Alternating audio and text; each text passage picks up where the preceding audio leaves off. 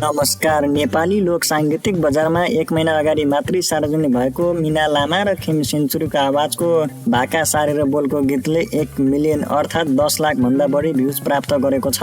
उक्त गीतले 1 महिनामा 10,47,794 भ्युज प्राप्त गर्न सफल भएको छ।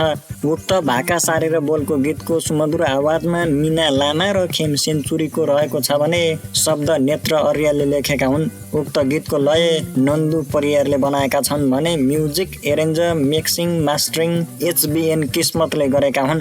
उक्त भाका सारेर बोलको गीतको रेकर्डिस्ट राज खड्काले गरेका हुन् भने 1DBHD नेक्स्ट लेभलको स्टुडियोमा भाका सारेर गीतलाई रेकर्डिङ गरिएको हो। उक्त भाका सारेर गीतको म्युजिक भिडियोमा कोरियोग्राफर डिरेक्सन मौसम हिमालीको रहेको छ भने अभिनय सुरेश कोहली मिना लामाको रहेको छ।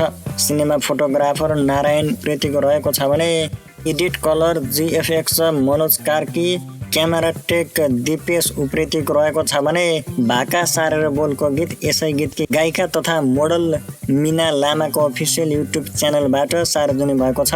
उक्त भाका सारेर बोलको गीत 1 महिनामा 1 मिलियन प्लस अर्थात् 10 लाख भन्दा बढी भ्युज प्राप्त गर्न सफल भएको छ।